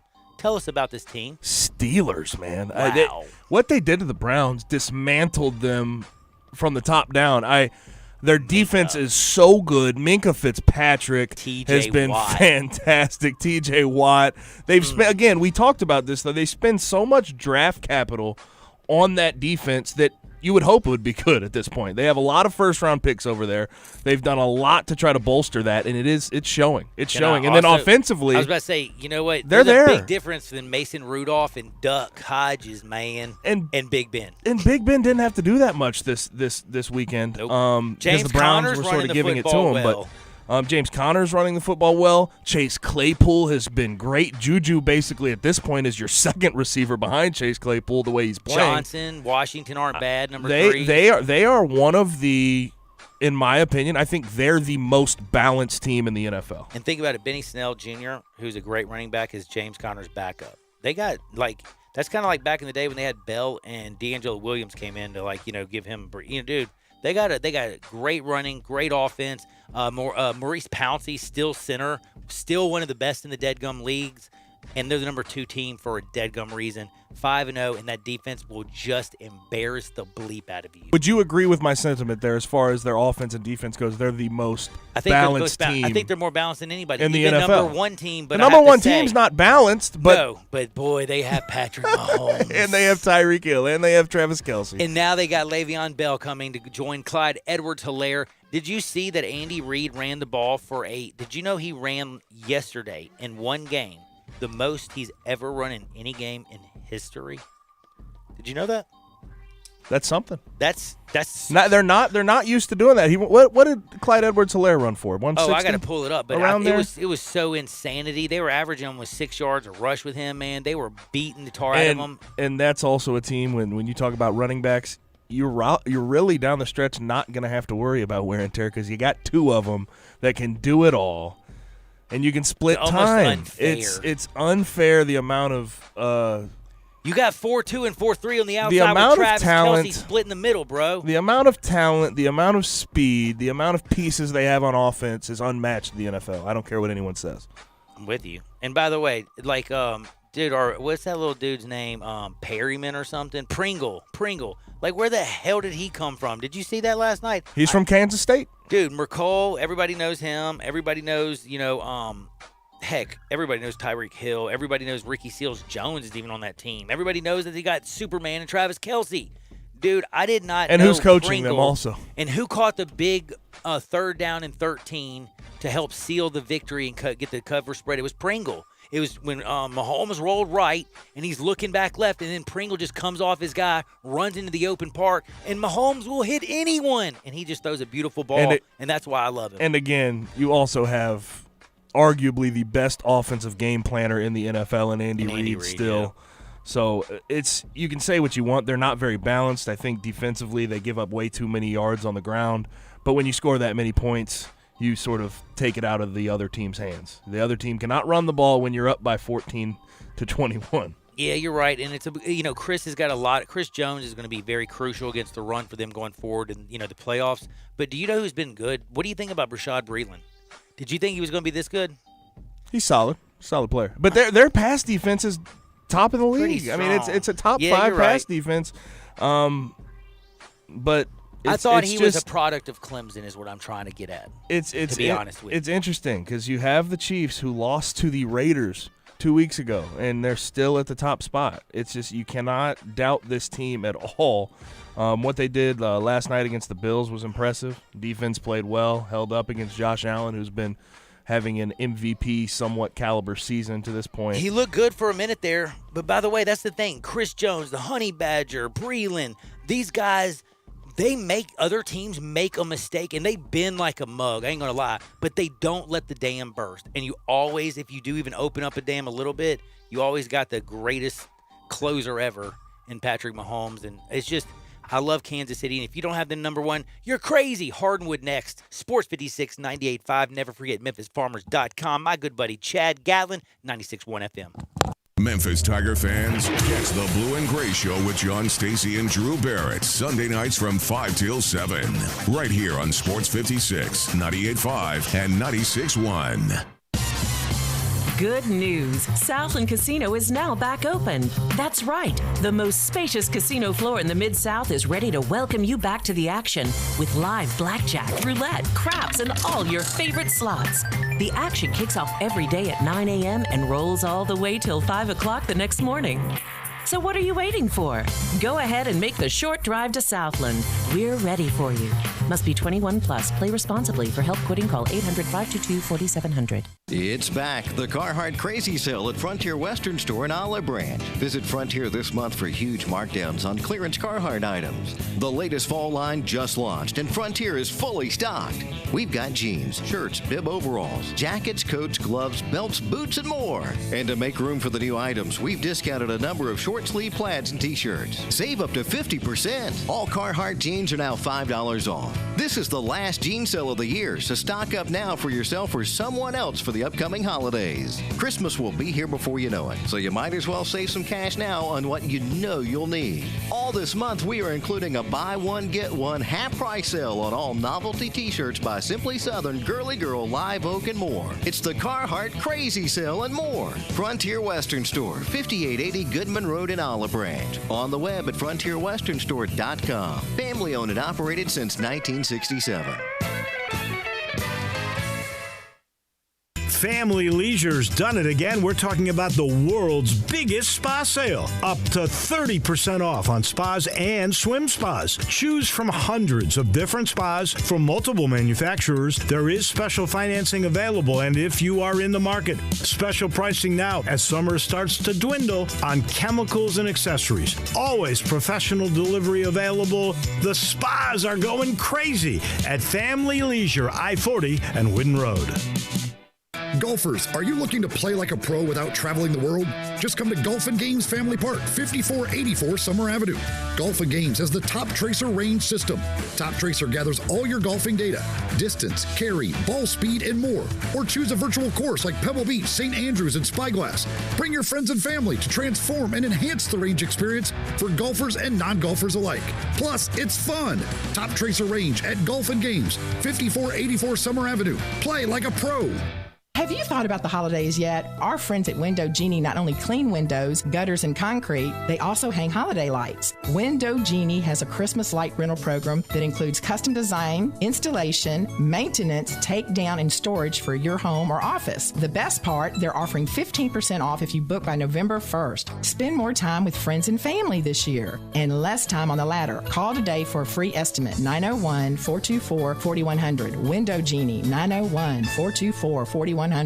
I'm here with the great Pat Donahue from the Rendezvous Restaurant Shipping Department. Thanks, Brett. We've been shipping our ribs all over the country now for decades from our USDA-inspected shipping kitchen in the Pinch District. We hand-cook our ribs in pits that Mr. Charlie built over charcoal, just like they do at the restaurant. So what comes in a rib box? We could do pork shoulder, we could do ribs, our sauce, seasoning, baked beans, coleslaw. We'll even throw in Pancho's cheese dip with our nacho boxes. We also put a bag of Rendezvous seasoned popcorn, heating instructions, some chef hats, some wet naps, and some other helpful tips from our kitchen. We ship our ribs overnight, exclusively FedEx. And we put them in nice packaging. We don't ever want to use styrofoam, so we use corrugated cardboard, actually 2 boxes that fit nice together, so the ribs get to you, your loved ones, or your clients in a safe, wholesome manner. Rendezvous ribs are perfect for out-of-town clients, customers, loved ones. We also ship ribs for any occasion. Where do we order these great ribs? You can go to www.hogsfly.com or give us a call at 1-888-464-7359. Charlie Burgos' Rendezvous Restaurant in the alley since 1948. Now back to Johnny Radio's Happy Hour. Kick it over here. Kick it. On Sports 56 and 87.7 FM. Here's your host, John Harden. Gold and shackles, ball and chain. Listen to the whistle of the evening train. Yo, what's up, Jerry? You know you bound up. Wind up. Look at it. Jeffrey Tobin tweets all day. And by the way, Carol Baskins killed her husband, whacked him. Trending on Twitter. So you know we're going to bring that up during Hardwood. But first, I got to tell you what. Hardwood is brought to you by what? My good friend Bill. I buy houses. 901-406-1101. That's 901-406-1101. That's 901-406-1101. Give him a call. Why? Any house, any area, as is. Seriously, no joke, simple as that. You just give him a call. He comes out there, guaranteed to close in 5 days. Bing, bang, boom. I just literally sold your house. From Southwind to South Memphis, from North Memphis to North Mississippi. Everything in between. Germantown to Collierville. Wait, that ain't very far. I think they're next to each other. Germantown to Cordova, whatever. All over. If you can hear my voice, call 901-406-1101. Call my buddy Bill at I Buy Houses. I guarantee you, you'll have your money in 5 days, and you will thank me later. But you know what? Let's go to Hardenwood. This is Access Hardenwood. With the name of my segment, I don't know how we couldn't start with Jeffrey Tobin. I feel of course. Where else could you possibly start in hard in wood? Now, I do actually want somebody that's young out there, 67129. If you have a elderly parent, or let's just say if you have a parent that's it's just a parent, dang, if they're 20 years older than you, will you teach them how to Zoom? And just drop this hint. Just be like, and don't do anything foolish with yourself or anything that anybody might see, because the whole world will know about it. And unless you want the whole world to know what you look like, but they're not supposed to, don't do that during a Zoom meeting. Zoom means what? I don't know, but I think there's a camera and you can see people. You're speaking in coded language right now. Let's just say it how it is, okay? He masturbated during a Zoom call. He masturbated during a conference call with CNN. His coworkers. By Come the way, on. What in the world? I still have to ask you a question, Gabe. They were literally talking Biden-Trump. Did that just do it for Mr. Tobin? Again, you asked that. I have a million questions about why, what, and how, and where. When, where. Like, if he was in his office at work, that would even be worse. Like, nobody would want to go in his How? office. How do you think that's okay to, like... Maybe he thinks he's got, like, opaque windows, and he pushes a button, and it goes, like, opaque, and he thought that worked on Zoom. And also, like... I'm not... Okay, this is going to sound like I'm condoning something. I'm not condoning anything. You can turn off your camera on Zoom. It's very easy. Can I just tell you something, though? Please don't, because if it's not off, you'll be Jeffrey Tobin, okay? Just wait. Let me tell you a little secret. That's what you do when your wife goes out of town. When you're my age, at least. And you usually, actually, I would say 100% of the time, you don't do it on camera. No. Or in front of coworkers. And that's what I was getting ready to say. I think the biggest problem here is with it's 2020. Sexual harassment's a pretty big topic. The Me Too movement. I would just think Jeffrey Tobin, a guy who's on CNN, right? Is that where he's a contributor? Yes, and the New Yorker. In the New Yorker, I would think a guy like him would just be like, who smokes everybody. I mean, heck, he was smoking Bill Clinton back in the day. He's been smoking Trump, been calling, dude is a pedophile. I'm not even going to mention his name. But he's like, always hoity-toity. And then to do that, does he ever go back on television again, Gabe Kuhn? Yes or no? I hope not. I hope not. Well, I hope. Because the first time you see him go back on with somebody, I hope the first time you see him go back on with somebody, they're just going to laugh the entire time. I'm going to be like, I'm going to pass this one off to How do you take Jeffrey. the guy? You take the guy serious. How do you take him serious from now on? I do it for ratings just for a week during sweeps because I will tune in and I don't watch the news. Because last night, again, I stopped my favorite show and was channel surfing. He could say the most profound thing ever on a CNN show, and it's all for naught now. If he cured cancer, he'll still be known as Jeffrey. You know what? Now, Carol Baskins. Now I'm going to get to some sports. She takes care of Tigers, and I think that's somehow a sport because we're the Memphis Tigers, and we beat Central Florida, and I thought it could have been because Carol Baskins, maybe she brought a Tiger up here, got us a little extra pumped up, but then I found out we've been wondering about her husband, okay? Where is her husband? Well, we got a motive now. Well, ex-husband. She has a husband now. Yeah, but I don't know if you really call him a husband. He did get down on his knees and put a chainsaw on and wore a Flintstone outfit. That, man. You know what I mean? I can't believe that. Yes. Well, you understand. He just does what she says because she came out today and she says that. Because he knows she's a killer. Yes, she is a killer. That is for sure. And guess what else she is? She just, for some reason, how old is Miss Baskins? Like, you would think half 100 at least? 59. She's 59? Yes. See, I was trying to be nice. I knew she was at least half 100. Now, you would think that... Wait, hold up. This is random, so I just searched this on Google, right? And it says Carol Baskin, and you know how it comes with people also search for? Yeah. The first person on people also search for, Charles Oakley. Was that like how does that... Where's that... How is people? So people that search for Carol Baskin also search for Charles Oakley. See, I just he must have been on Dancing with the Stars too. That must have been. That's exactly what it is. I was getting ready to say because I did it in it too, and also there's some reason it says 50 Cent endorses Trump underneath it too. This is weird. This world is definitely getting weird if 50 Cent is doing that. Anyway, point is, Carol Baskins has come out of the blue and says, hey, all you, what does she say, cool cats and kittens? Cats and kittens? Hey, all you cool cats and kittens, I just want everybody in the world to know I'm bi. Isn't that how you like to start your podcast? Me? You saying you? Because I don't know. She's the one with the podcast. I'm just saying, could you imagine one day you're sitting around jotting down a few ideas? Tiger. What's her husband? What's her current husband's name?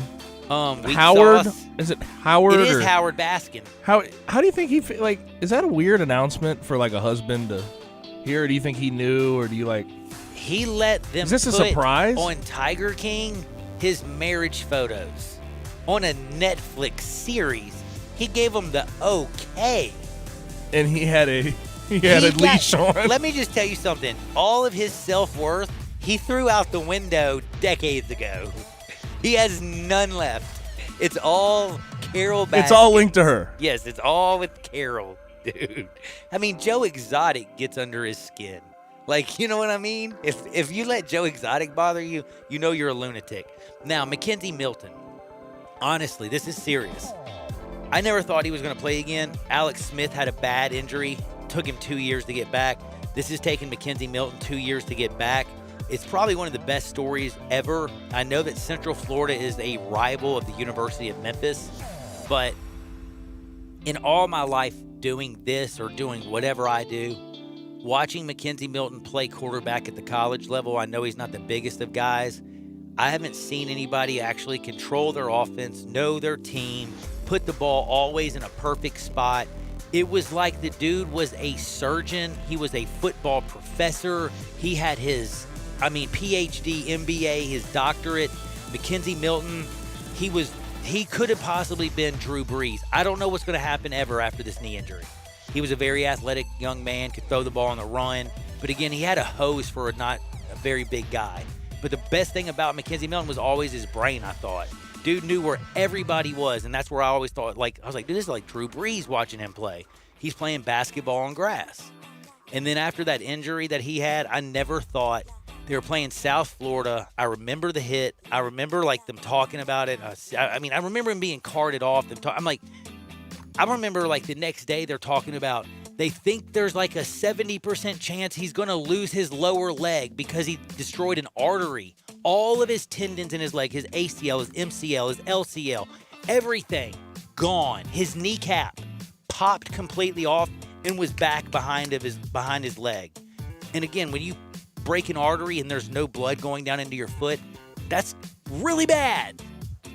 So the fact that the doctors not only just saved his leg, but did you know he's back at practice? And guess what he's doing? He said he's running the scout team offense, making his starters look like chumps. And then he said, no, I'm just kidding. I'm actually having the most fun I've had in years. Just to be back on the football team, just to be back on the football field again.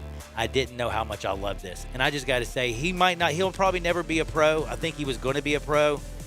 But the fact that he's back and he's walking and he has his leg and he's getting to go finish college and he's going to be on this team. If he ever takes the field, it should be the biggest eruption in Central Florida's history. You know what I mean? Just a brutal injury to one of probably the offensive player of the year favorite there in the American Athletic Conference, and that was brutal to watch. But he's done his darndest to come back, and I bet he is making the starters look like fools. He is a heck of a player, man. He's a heck of a player. They did say one thing. They said he's not as mobile, but he said he's still got a cannon, and he's basically got a computer brain when it comes to football. So I just wanted to say, in all honesty, congratulations to McKenzie Milton. Memphis did beat Central Florida. Central Florida's dropped us, 13 straight times. You got to say McKenzie Milton put a lot of losses on Memphis's back as well, but he was just a great guy, and it's just awesome to see him back. Now, I have to mention this. We have a thing called a World Series. We're going to talk about it tonight. I've had fun with Tobin. I've had fun with Baskins, Markle and all. By the way, Mike Tyson, do you think he would have been a good MMA fighter? Absolutely, yes. Mike Tyson said he would have been. If he would have trained that way, yes. He said, if I would have trained that way, I would have been great. He said the only thing that scares him, he said, you won't believe this, but he released, do you know what Mike Tyson's kryptonite is? What? He says his toes. He says if somebody steps on his toes, he cries like a kid. He said, I would tap out if a child stepped on my toes. So I would say then what I just said about him possibly being a good UFC fighter if he trained that way, I take that all back. I kind of do, too. You can't. If you're listening to this, if you're Roy Jones and you're worried about getting knocked out, you know what I'm doing? I'm stepping on his deadgum toes, yo. He just told you it hurts. He's like, man, if somebody steps on my toes, I'm tapping out. What's he going to do when he takes a leg kick? There's no way he can take it. If he can't get his toes stepped on. He said you can kick him in his shin. You can kick him. He's like, you can hit me in the head. And this is Mike Tyson talking. He's like, you can hit me anywhere in the world. I mean, Mike Tyson's like, break a 2x4 over my back. He says, but I got, what is it, a gout or something? Is that what it is when you have something with your toes? I don't know. You said gout? Is that what it is? Yeah, is it called gout? Well, gout can happen in a lot of places. It's like attacks. Like you can get it's like a crystal thing that forms on your bone. Well, it happens generally in your big toe joint. Well, that's where he has it. He's like, I got the gout, and he says if somebody steps on my toes, I'm tapping out. That actually makes a lot of sense. So I'll be back in 2 shakes. We just learned something about Mike Tyson's and Jeffrey Tobin that we probably didn't know when the day started. We'll be back. Sports 56, 98.5, 96.1 FM. Want to get your voice heard? Hit us up on the First Bank phone line or First Bank text line. Upgrade your commute at Acura of Memphis. Seize the thrill and test drive one of our award-winning models, each packed with cutting-edge technology, luxurious amenities, and a driving experience that's sure to awaken your inner self. Driving shouldn't be a chore, it should be an adventure. Advance your drive today, shop our aggressive lease and finance options now. Luxury is waiting at Acura of Memphis, or shop online 24/7. Visit AcuraofMemphis.com. Jay Farner here, CEO of Rocket Mortgage. Making the right financial decisions has never been more important. When you turn to Rocket Mortgage, we can help guide you to those right decisions now, when they matter most. Mortgage rates are near historic lows, so now is a great time to call 8338-ROCKET. And if you need some extra money, a cash-out refinance could give you that financial boost you're looking for. Call today at 8338-ROCKET or go to rocketmortgage.com to learn more. Call for cost information and conditions. Equal housing lender. Licensed in all 50 states. NMLS number 3030. Hey, Tennessee, sports betting is almost here, and FanDuel Sportsbook is giving you an exclusive offer to get started. Right now, FanDuel Sportsbook is giving users $50 in free bets just for signing up. You heard that right. They're giving you $50 in free site credit to register and verify early. No deposit required. FanDuel is America's #1 sports betting site for a reason. They've got odds on all the biggest sports and a simple, intuitive app that makes it easy to find the bet you're looking for, then lock it in. And unlike other sports books, once you win, FanDuel gets you your cash in as little as 24 hours. Why? Because it's the right thing to do. But right now, the right thing for you is to download the FanDuel Sportsbook app and check out their fantastic app for yourself. Just be sure to sign up and register using promo code GASMAN so they know we sent you. When you verify your account, you'll receive $50 in site credit when FanDuel Sportsbook is live. That's promo code GASMAN to get $50 in site credit when FanDuel Sportsbook is live. 21 plus and present in Tennessee. Site credit is non-withdrawable and expires 7 days after receipt. Terms apply. See sportsbook.fanduel.com for details. Gambling problem? Call Redline 1-800-889-979. Try Vicks VapoCool Drops in Honey Lemon Chill for a fast-acting relief of Honey Lemon. Not to mention a soothing chill. So remember, Vicks VapoCool Drops are Honey Lemon and Honey Lemon. Honey Lemon. Yeah, Honey Lemon Chill. Get fast-acting relief with Vicks VapoCool Drops in Honey Lemon Chill. Use as directed. I almost never go to Central Barbecue without running into somebody I know. That could be because you only eat at Central Barbecue. It's because Central Barbecue is where Memphians go to get barbecue and has consistently been voted the most popular barbecue restaurant among locals. Actually, that's really saying something. I know. Memphis is the nation's capital of barbecue. With all the choices, people who live here go to Central Barbecue. They do get their share of tourists. Sure, because Central Barbecue has been mentioned on TV and in tons of national publications. You know why? Because of the great food? Because those TV shows and magazines look for the place where the locals go, and that, my friend, is Central Barbecue. Now, back to Johnny Radio's Happy Hour. Let's go! On Sports 56 and 87.7 FM. Here's your host, John Harden.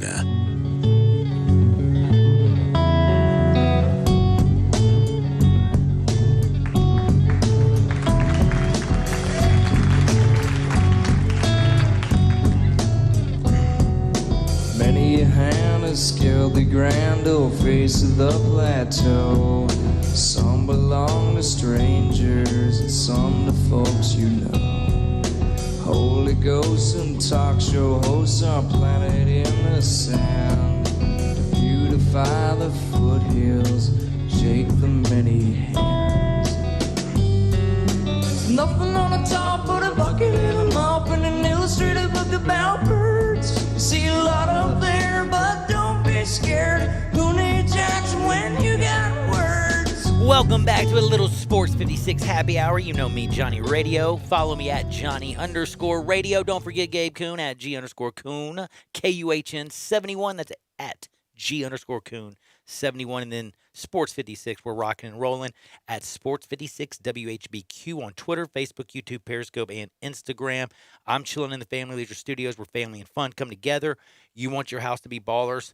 Check it out. They got the world's biggest spa sale going on, 30% off spa and swim spas, all kinds of good stuff. Now, head on out to 2120 Whitten Road. It's just north of I-40. Go in there and say hello and get your crib looking so fresh. So fresh and so clean. I don't know, man. Just get it looking fresh. I'll tell you one thing. When you go out there, if you have one thing in like mind, be ready to get more than one because you're going to want the seat. There's a chair they have out there that massages your back and your legs and all that stuff. Anybody out there that loves me and wants to buy it for me, my birthday's September 1st, so I guess I'm looking for next year because it's already passed. But Family Leisure, 2120 Whitten Road, just north of I-40. Now we got some baseball tonight, baby boys and baby girls. Yeah, we got a World Series. Now, it's kind of weird because the games are in Texas. Do y'all think there's an advantage to the fact that the Dodgers have been playing in Texas for a while? I actually do. They know the outfield a lot better. They know the corners. They know a lot of things like that. I think it's going to be a little bit interesting. But both teams, Tampa Bay, who avoided embarrassment and also saved the world from the Astros making it to the World Series, a team that would have been the first team under 500 in the regular season to make it to the World Series. We all would have cried. We don't like the Astros. They're a bunch of cheaters. Speaking of cheating, Jeff Lunau has come out and basically said there are still tons and tons and tons and tons of cheaters. Guess where they at? Still in the Houston organization, and he released 22,000 emails to prove it. So if you're not busy and you want to go through 22,000 emails, because I'm not going to do it, I'll let somebody else assign to that, and I'll read all the important ones. But Jeff Luhnow has released 22,000 emails saying that he wasn't part of the cheating scheme and that the cheaters are still playing for the Houston Astros and in the front office. And the fact that he got fired and everybody else got fired and the cheaters are still there, he just basically says is unfair and BS. Now we have Tampa Bay Dodgers. Clayton Kershaw. It's very simple to say this. For sure, like he is a 100% lock to be a Hall of Fame baseball player. Like a lock Hall of Fame baseball player is not the greatest, easiest thing to accomplish. He's been one of the greatest pitchers of our era. Him in the postseason has been something totally different. He needs this. It's game one. There's less pressure. They also know the field a little bit better. Arozarena is a little bit scary, but Hunter Renfroe, who played at Mississippi State, by the way, he's batting third. You got Diaz batting cleanup. Brandon Lowe, who plays basically, second base, left field, kind of the utility man, been batting number 2 all year. They got him batting 5th. Manny Margot, 6th. Willie Adams, 7th. Mr. Joe Wendell is 8th. And then Mike Zunino is batting 9th. He's their catcher. Again, this is not the scariest lineup. When you look at the Dodgers, you see Mookie Betts and Corey Seager. I mean, dude, I don't even want to say like Turner, Muncy, Smith, Bellinger, Taylor, Peterson, Barnes. I mean, Jock has serious depth. Taylor has depth. Bellinger, their center fielder, was their best player just a couple years ago. They got him. They got Cody Bellinger batting 6th. Will Smith, who also catches, he's been their best hitter this year. He's batting 5th. Max Muncy, their first baseman's batting 4th. Mookie's leading off. Corey Seager, one of the best hitting shortstops, batting 2nd. Man, I don't even know what to say about the third baseman, Justin Turner. He is what I call a big game baseball player. He's pretty good during the regular season, but it always seems like he shines in the postseason, especially over in that hot corner for the Dodgers. Now, can Clayton Kershaw go out there and have a good performance? Because I will tell you one thing. I love going under in baseball games, especially in playoff baseball games, and especially the World Series. Pitching wins championships. Problem is, Tyler's a power pitcher. If his curveball is not on, he only has 2 pitches. He throws a mean fastball, and he throws a curveball. If his curveball is not on for a strike tonight, if he can't throw that thing for a strike, and you're a hitter for the Dodgers, and you got Mookie Betts and Corey Seager and Cody Bellinger sitting dead red, the ball is going to fly out of the park in Texas tonight. If Clayton Kershaw, though, if he can't extend the plate and he has to throw the ball actually over the plate tonight, and he hangs a few sliders, that curveball, he's not snapping it off, and if he doesn't have a lot of velocity on that fastball because his back is a little stiff, well, don't think Arozarena and Hunter Renfroe can hit 500-foot bombs. Manny Margot and Lowe, these guys can jack the ball as well. Plus, the best defensive team is Tampa Bay. All the pressure is on the Dodgers. Who's going to win? They both have the best regular season. Tampa Bay 40-20. The Dodgers 43-17. They're here for the Fall Classic. I can't wait for it to start. I'm going to tell you right now, I think Dodgers have all the pressure. I think the Rays are going to get their first World Series ever. Coming up next, Sports Time with Wolo and Stats. My time is up. For Gabe, I'm John. Get out there and make the world a better place. See you on the flip side. Peace.